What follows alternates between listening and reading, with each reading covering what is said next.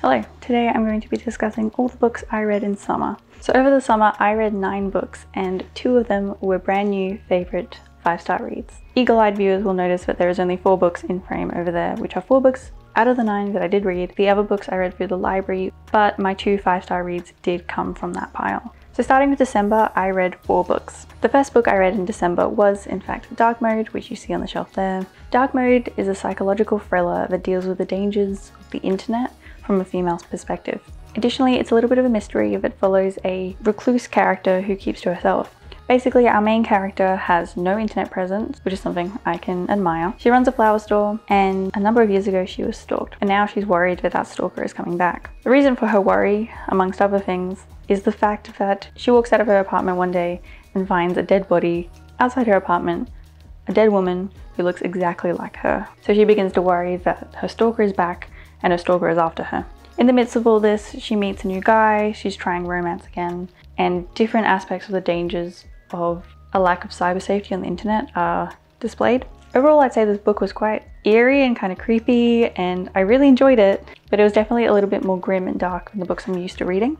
But if that's the kind of story you like to read, I would recommend it. I rated it pretty highly, and I did really enjoy it. Plus, I just love the cover. The cover is pretty. The next book I read is one I borrowed from the library, which was A Good Girl's Guide to Murder by Holly Jackson. This book has become super popular online, both for the story and the fact that it is getting a BBC adaptation coming out very soon. I filmed an entire reading vlog for this video where I tried to solve the story before the book ended, which will be coming out eventually.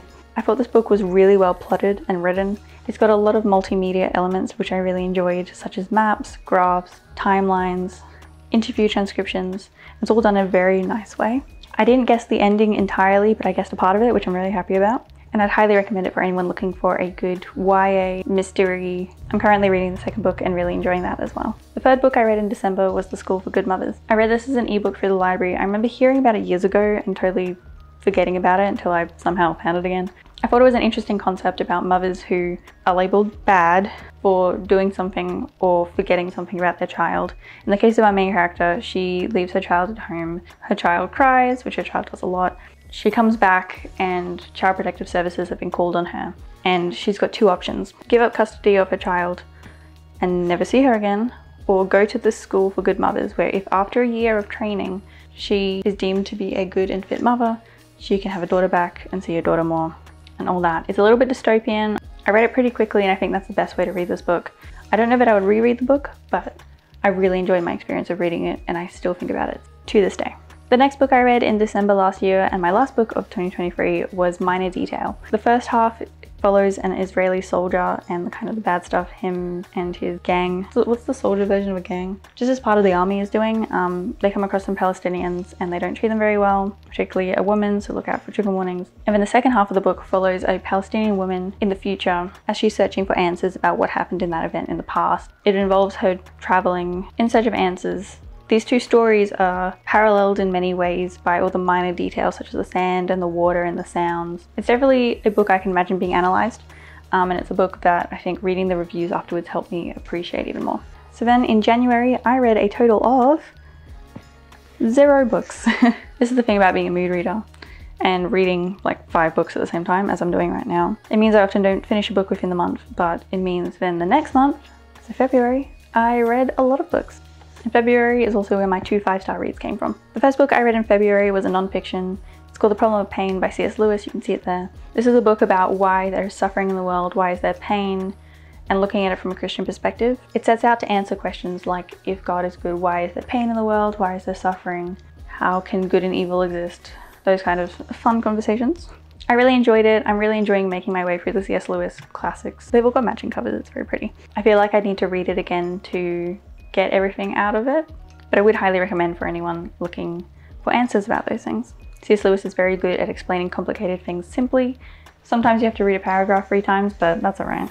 Then the next 2 books I wanted to talk about, I didn't read back to back, but I read these both from my library, and they are the first 2 books in the Mistborn Chronicles by Akarnae Raelia. And this book introduces us to Akarnae, which is a school for gifted humans in the world of Mistborn. The world of Mistborn being a mirrored Earth that is more developed than ours in many ways in their technology and their science and everything. It's an interesting world, made extra interesting by the main character Alex not being from Medora. Alex is from Earth, our Earth. She walks through a doorway, she ends up here. She has to find a way out while also coming to realize that she is some kind of chosen one in this world, and she probably has powers of her own, but she has to set out to uncover. I think this book is really popular with high school students and people in schools. It's definitely like a clean book I can imagine fitting into almost any school. So these are the first 2 books in a 4 or 5 book series. I think an epilogue book just came out. I also think this would be a good series for any reluctant readers. It's definitely younger YA, and it has funny laugh out loud dialogue between the characters. I definitely exhaled sharply from my nose multiple times. I'm also filming a spoiler-free reading vlog for it at the moment, so keep your eyes out for that. I'm very excited to release that at some point. So the next 2 books I read in February ended up being my 2 5-star reads and 2 of my new favorite books of all time. The first book is Emily Wilde's Encyclopaedia of Faeries. This book was honestly perfect for me. It's about a researcher and academic who studies fairies. She's introverted, she keeps to herself, she's kind of autistic coded, and the writing style in this book is really whimsical and magical and almost old-timey in a really readable way. This book follows Emily as she is trying to complete her Encyclopaedia of Faeries. It's been her life's work for about 10 years. She's trying to succeed in the academic world, and part of how she wants to achieve these goals is by completing this encyclopedia. So to do this, she sets off to this kind of Nordic village place to study their fairies called the Hidden Folk.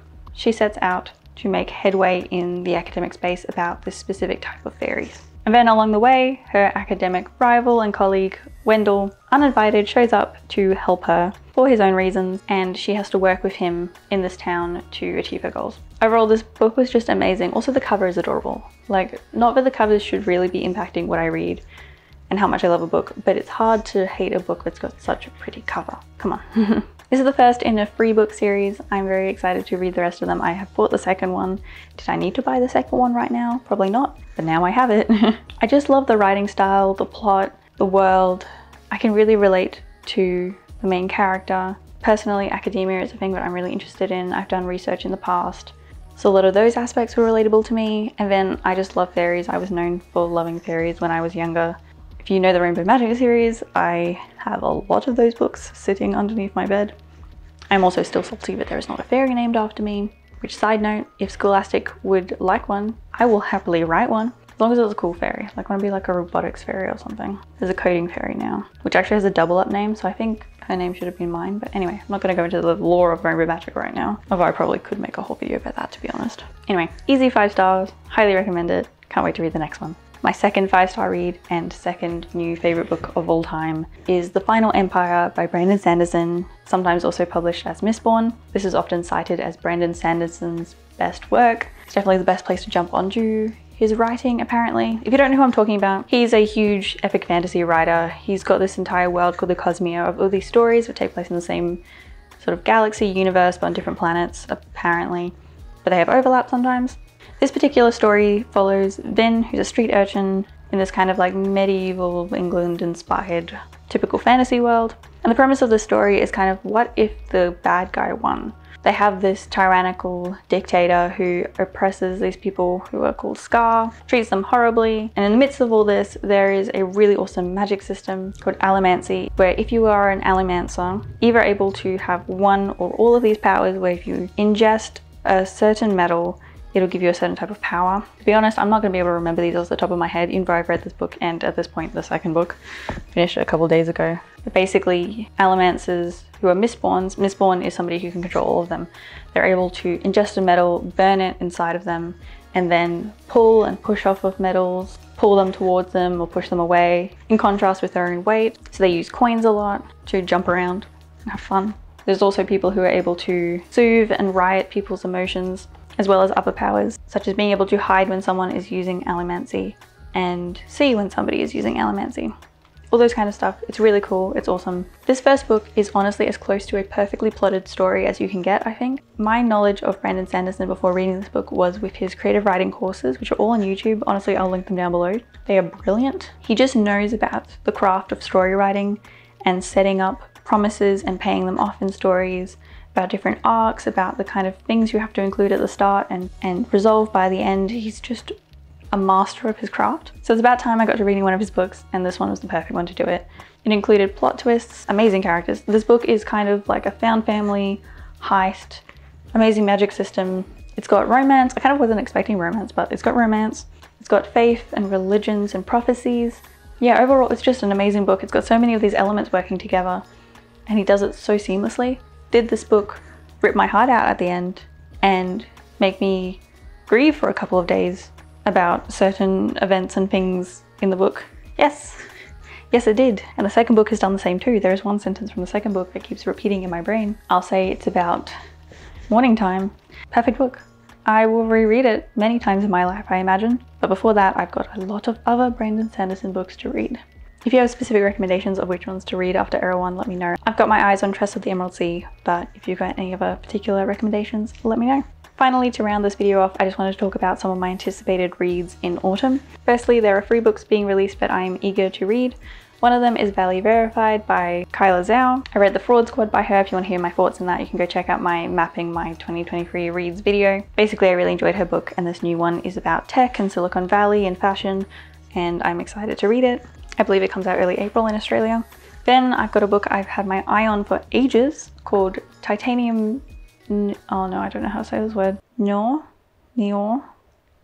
Oh gosh. I read about this book in a newsletter by Robin Sloan, who's the author of Sourdough and an upcoming book called Moonbound, but that comes out later in the year in winter, so I'll talk about it in my next seasonal wrap up.